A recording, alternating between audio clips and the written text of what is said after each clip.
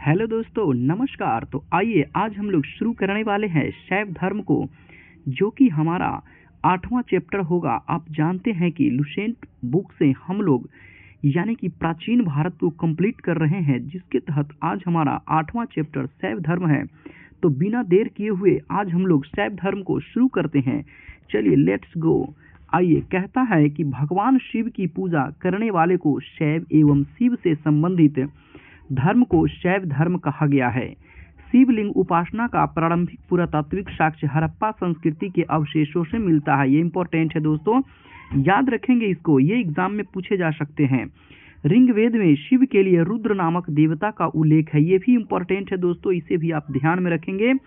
अथर्ववेद में शिव को भव, सर्व, पशुपति एवं भूपति कहा गया है। देखिए इनको कितने नामों से पुकारा गया है अथर्ववेद में, यानी उसी शिव को भव भी कहा गया, सर्व भी कहा गया, पशुपति भी कहा गया और भूपति भी कहा गया। आइए आगे क्या कहता है कि लिंग पूजा का पहला स्पष्ट वर्णन मत्स्य पुराण में मिलता है। ये भी बहुत इंपॉर्टेंट है। महाभारत के अनुशासन पर्व से भी लिंग पूजा का वर्णन मिलता है। तो दोस्तों आगे हम देखते हैं कि और भी क्या कुछ कहता है शैव धर्म के बारे में। ये आप देख सकते हैं, आज का हमारा टॉपिक है जैसा कि, तो देखिए कहता है कि रुद्र के पत्नी के रूप में पार्वती का नाम तैत्तिरीय अरण्यक में मिलता है। शिव की पत्नी की सौम्य रूप है पद्मा, पार्वती, उमा, गौरी एवं भैरवी। वामन पुराण में शैव संप्रदाय की संख्या 4 बताई गई है। ये हैं पशुपत, कापालिक, कालामुख, लिंगायत। आगे देखेंगे दोस्तों, पाशुपत संप्रदाय शैवों का सर्वाधिक प्राचीन संप्रदाय है। इसके संस्थापक लकुलिस थे।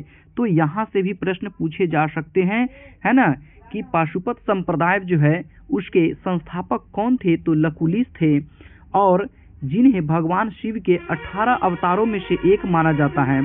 पाशुपत संप्रदाय के अनुयायियों को पंचार्थिक कहा गया है दोस्तों। आगे अगर हम बात करें तो इसमें कहता है, आप देख सकते हैं कि इस मत का प्रमुख सैद्धांतिक ग्रंथ पाशुपत सूत्र है। श्रीकर पंडित एक विख्यात पाशुपत आचार्य थे। अच्छा दोस्तों, एक ही हमारा टॉपिक जो है साइड में भी दे रखा है, यहाँ से बहुत बार प्रश्न पूछे गए हैं और पूछे भी जाते हैं, तो आप इसे अवश्य कंठग्र कर लें।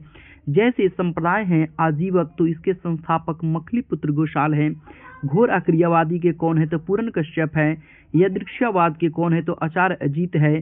भौतिकवादी के कौन है, तो पकुथ कच्चायन है, यानी भौतिक दर्शन है। अनिश्चयवादी के कौन है, तो संजय वेटलीपुत्र हैं। तो इस तरीके से संप्रदाय और संस्थापक एग्जाम में जरूर पूछे जाते हैं, आप इसे अवश्य याद करके जाएं दोस्तों।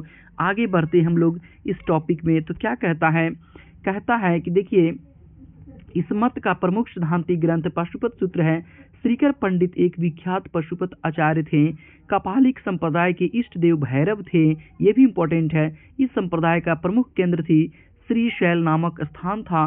कालामुख संप्रदाय के अनुयायियों को शिव पुराण में महाव्रतधर कहा गया है, और इस संप्रदाय के लोग नर कपाल में ही भोजन, जल तथा सूरा पान करते हैं, और साथ ही अपने शरीर पर चिता की भस्म मलते हैं।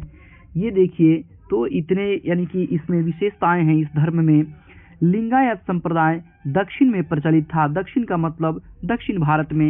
इन्हें जंगम भी कहा जाता था। इस संप्रदाय के लोग शिवलिंग की उपासना करते थे, जैसा कि शिव जी से संबंधित है। शून्य संपाद ने लिंगायतों का प्रमुख धार्मिक ग्रंथ है। ये बहुत इंपॉर्टेंट है, आप देख सकते हैं, पूछा जा सकता है कि शैव धर्म का जो धार्मिक ग्रंथ है वो कौन है, तो शून्य संपादने है। बसव पुराण में लिंगायत संप्रदाय के प्रवर्तक अल्लभ प्रभु तथा उनके शिष्य बासव को बताया गया है। इस संप्रदाय को वीर शिव संप्रदाय भी कहा जाता है। नोट में आप देख सकते हैं कि बासव व उनका भतीजा चन्ना बासव कर्नाटक के कलचुरी राजाओं के दरबार में रहते थे। जैनों के साथ कठिन संघर्ष के उपरांत उन्होंने अपने मत की स्थापना की थी।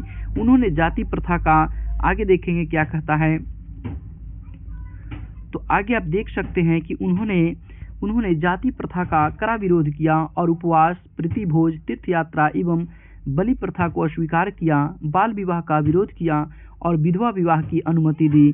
10वीं शताब्दी में मत्स्येंद्र नाथ ने नाथ संप्रदाय की स्थापना की। ये भी इम्पोर्टेंट है दोस्तों। इस संप्रदाय का व्यापक प्रचार प्रसार बाबा गोरखनाथ के समय में हुआ। गोरखनाथ ने वर्ण व्यवस्था तथा ब्राह्मणों के विशेषाधिकारों की आलोचना की। उनके द्वारा प्रतिपादित सिद्धांत को तंत्र कहा जाता है। इसकी सदस्यता बिना जाति भेद सबके लिए खुली थी। दक्षिण भारत में शैव धर्म चालुक्य, राष्ट्रकूट, पल्लव एवं चोलों के साथ लोकप्रिय रहा। तो आगे देखते हैं क्या कहता है। देखिए आगे क्या कहता है कि पल्लव काल में शैव धर्म का प्रचार प्रसार नयनारों द्वारा किया गया। नयनार संतों की संख्या 63 बताई गई है, जिनमें अपार, तिरुज्ञान, समंदर एवं सुंदर मूर्ति आदि के नाम उल्लेखनीय हैं। देखिए नोट में कहता है पशुपतिनाथ मंदिर, ये नेपाल की राजधानी काठमांडू से 3 किलोमीटर यानी कि उत्तर पश्चिम में बागमती नदी के किनारे देवपाटन गांव में स्थित एक शिव मंदिर है। नेपाल के धर्मनिरपेक्ष राष्ट्र बनने से पहले यह मंदिर राष्ट्रीय देवता भगवान पशुपतिनाथ का मुख्य निवास स्थान माना जाता था। इस मंदिर परिसर को सन 1979 में यूनेस्को विश्व सांस्कृतिक विरासत स्थल के रूप में सूचीबद्ध किया गया। मुख्य मंदिर का निर्माण वास्तुकला की नेपाली पैगोडा शैली में है, ये इंपॉर्टेंट है। और 1979 में जो है कि इसको विश्व सांस्कृतिक विरासत स्थल के रूप में सूचीबद्ध किया गया है। आगे अगर हम लोग देखते हैं दोस्तों तो क्या कहता है, आप ये देख सकते हैं कि एलोरा के जो प्रसिद्ध कैलाश मंदिर का जो निर्माण है वो राष्ट्रकूटों ने करवाया है। बहुत ही VVI क्वेश्चन यहाँ से पूछे जा सकते हैं दोस्तों। आगे अगर हम लोग बात करते हैं तो चोल शासक राजराज प्रथम ने तंजौर में प्रसिद्ध राजराजेश्वर शैव मंदिर का निर्माण करवाया। तो ये भी प्रश्न पूछे जा सकते हैं दोस्तों।